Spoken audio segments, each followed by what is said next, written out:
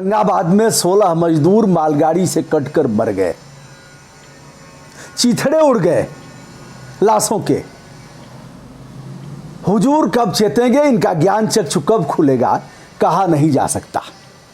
यही हुजूर हैं जिन्होंने 4 दिन पहले कहा था कि देशवासी ताली बजाएंगे, ताली बजाएंगे, देशवासी घंटा बजाएंगे। 4 दिन पहले कह दिया था। और जब लोगों को घर जाने की बात हुई तो हुजूर ने 4 घंटा भी समय नहीं दिया।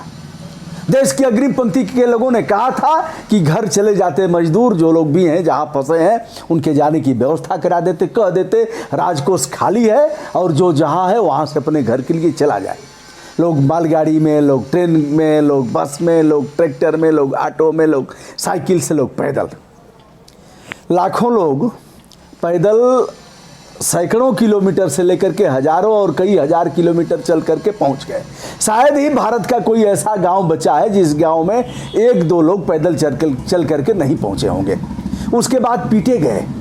जब पीटे गए, मुर्गा बनाए गए, कान पकड़ करके उठाए बैठाए गए तो लोग खुश हुए, लोगों ने तालियां बजाया, निकलो घर से बाहर और पुलिस इंतजार कर रही है। पुलिस को किसने अधिकार दिया कान पकड़ के उठवाएंगे, बैठवाएंगे, पीटेंगे? महाराष्ट्र के औरंगाबाद के एक स्टील की फैक्ट्री में वो लोग रहते थे जहां घटना हुई है। वहां से 40 किलोमीटर की दूरी तय करके तय करके चले आए थे, थक गए थे, सो गए थे। सुबह भोर में ट्रेन आई, मालगाड़ी, और सबको रौंदते हुए चली गई। 16 जाने गई हैं बताया जाता है और कई लोग घायल हैं। यह भी बताया गया कि चालक ने देख लिया था लेकिन बचाने का प्रयास किया और नियंत्रित नहीं हो पाई मालगाड़ी, इसलिए वो लोग कट गए। जिम्मेदार कौन? आपने एक बार भी जानने का प्रयास नहीं किया कि जिन मिल फैक्ट्रियों में वह मजदूर हैं वह खा कैसे रहे हैं, कैसे उनका जीवन यापन हो रहा है। अगर कोई तीर्थ यात्रा पर गया है बहनों भाइयों, जो जहां है वहीं रुक जाए। कहाँ रुकेगा? आपने कोई जगह दिया है रुकने का? जब समय था तो आप साहब नमस्ते ट्रंप कर रहे थे, उस समय भी महामारी आ गई थी। न ट्रंप साहब को चिंता थी न आपको चिंता थी। और लाखों लोग करेंगे स्वागत ट्रंप का, आगरा में करेंगे, अहमदाबाद में करेंगे। आप तो साहब दिखा रहे थे यह सब कुछ। जब उन्हें घर भेजने की बात थी तो आप मध्य प्रदेश में गवर्नमेंट बनवा रहे थे और विपक्ष के विधायकों, चाहे आपके विधायक हों, सब लग्जरी बसों में जाकर के टूर कर रहे थे। विधायकों से मैंने उस समय वीडियो बनाया था। विधायकों से जब पूछा गया कहाँ जा रहे हो, कहा हमें नहीं पता है। क्या करने जा रहे हो? हमें नहीं पता है। घूमने जा रहे हैं, तीर्थाटन पर जा रहे हैं। आप तो उस समय सरकार बनवा रहे थे। उसको पलटना है, इसको बनाना है। ओम नमः शिवाय करके चाहे जैसा भी हो या नहीं आओ, हमारी सरकार पूरे देश में बन जाए, सभी प्रांतों में, इसकी चिंता थी हुजूर को। हुजूर वह 16 लोग तो, और उनके जान की कीमत लगाया है महाराष्ट्र और मध्य प्रदेश की गवर्नमेंट ने 5 लाख रुपया। एक मजदूर के जान की कीमत 5 लाख रुपया। आपने केवल 5,000 रुपये खर्च किया होता तो वह मजदूर अपने घर को पहुंच जाते। लेकिन तुगलकी फरमान, आपका तुगलकी फरमान कि बस एकमात्र प्रधान सेवक बोलेंगे आकर के, इतने बजे आएंगे प्रधान सेवक और बताएंगे। मानो भाइयों, सोशल डिस्टेंसिंग का पालन तो लोग कर रहे हैं। लोग अपने घर पहुंच जाते, घर पर जाकर के परिवार में रहते, बच्चों के साथ रहते, रूखा सूखा खाते। 10 बाई 10 की कोठरी में आपने वहीं सबको रख दिया, उसी नल से लोग पानी लेंगे। कैसे पालन होगा? कहाँ से पालन होगा? जो उनके पास था वह सब खत्म हो गया और उनके पास मिल नहीं रहा।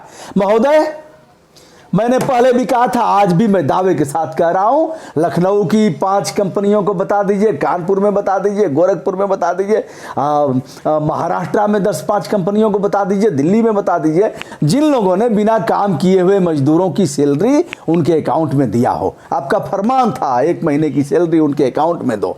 आपका यह भी फरमान था किराया मकान मालिक नहीं लेंगे। आप ऐसे महानगरों में बता दीजिए ना, 5 मकान मालिक सीना ठोक करके यह कह दें कि हमने किराएदारों से किराया नहीं लिया है।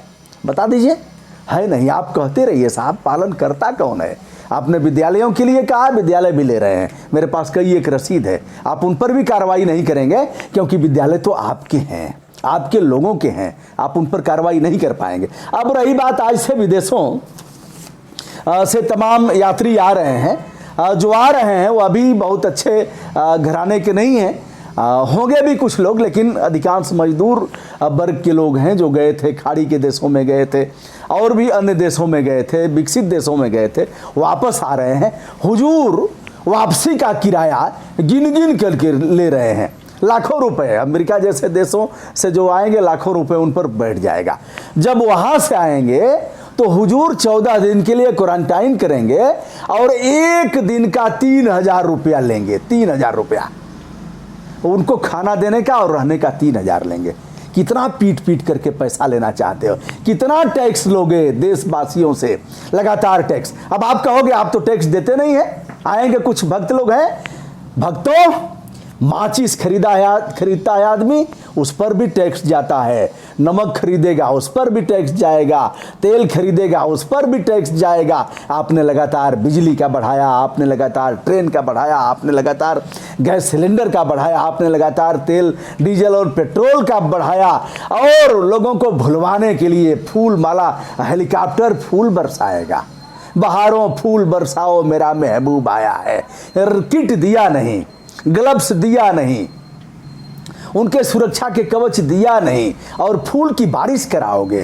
तमाम बच्चे पढ़ लिख करके फार्मासिस्ट और डॉक्टर की डिग्री लिए हैं, उनकी ट्रेनिंग हो गई, आपने उन्हें नौकरी दिया नहीं। जो है उनकी, उनसे आप 12 घंटे और उससे भी अधिक ड्यूटी ले रहे हो। कैसे देश चलेगा? आपके पास इंस्ट्रूमेंट है नहीं। 3 दिन तक वाराणसी की जांच बंद रही है, क्योंकि जो मैडम करने वाली जांच थी वही संक्रमित हो गई। जांच करेगा कौन? क्योंकि मैडम के स्थान पर किसी को और स्थापित कराया नहीं। हजारों हजार लाखों पद खाली हैं, आपके पास पैसे नहीं है। लेकिन रईसी में जो ठाट बाट है आप और आपके मिनिस्टरों का, उसमें कोई कमी नहीं आई।